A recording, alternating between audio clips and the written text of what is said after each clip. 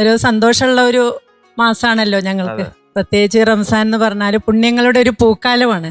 ഒരു നന്മ ചെയ്യുന്നവർക്ക് 70,000 നന്മ ലഭിക്കുന്ന ഒരു മാസമാണിത്. അതോടൊപ്പം പരിശുദ്ധ ഖുർആൻ അവതരിച്ച ഒരു മാസമാണ്.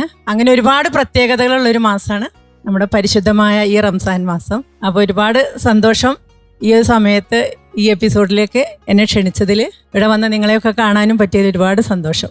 ഇതിനെ കുറിച്ച് നമുക്ക് കുറച്ച് കാര്യങ്ങളൊക്കെ അറിയാം. കൂടുതൽ നമുക്ക് അറിയണമെന്നുണ്ട്. അവാർഡൊക്കെ കിട്ടിയിട്ടുള്ള ഒരാളാണ്. അത് എന്താണെന്ന് നമ്മളോട് പറയൂ. കേരള സർക്കാരിന്റെ ഫോക്ലോർ അക്കാദമി അവാർഡാണ്. മാപ്പിളപ്പാട്ടിന്റെ സമഗ്ര സംഭാവനക്കാണ് ആ അവാർഡ് ലഭിച്ചിട്ടുള്ളത്.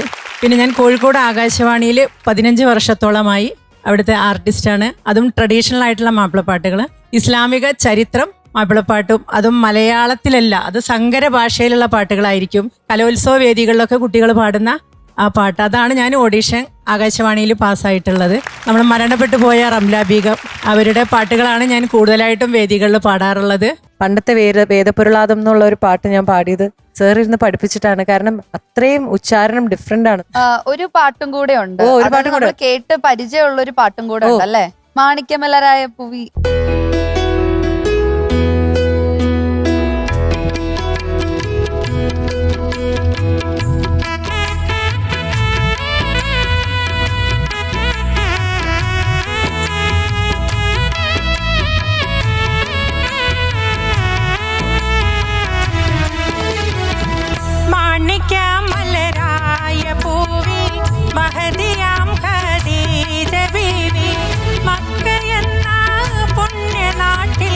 വിലസിടും നാരി വിലസിടും നാരി മാണിക്യമലരായ പൂവി മഹദിയാം ഖദീജ ബീവി മക്കയെന്ന പുണ്യനാട്ടിൽ വിലസിടും നാരി വിലസിടും നാരി.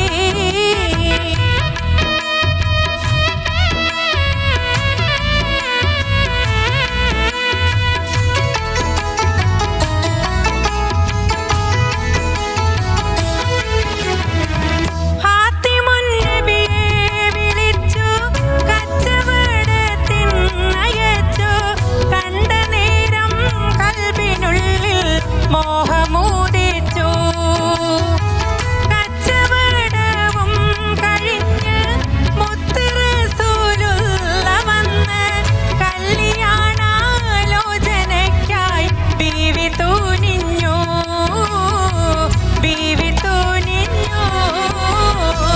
മാണിക്യമലരായ ഭൂവി മഹദിയാം ഖദീജ ബീവി മക്കയെന്ന പുണ്യനാട്ടിൽ വിലസിടും നാരി വിലസിടും നാരി. ആ പാട്ടും അതിന് പുറകിലുള്ള പ്രോഗ്രഷൻ അസലായിരുന്നു. രജിത്ത് പുലിയാണ്. ടീച്ചറെ ഭയങ്കര രസമുണ്ടായിരുന്നു കേട്ടോ. ഭയങ്കര സുഖമാണ്. എന്തൊരു സ്നേഹമാണ് ആ പാട്ടിൽ, ആ ശബ്ദത്തിൽ എന്തൊരു സ്നേഹമാണ്.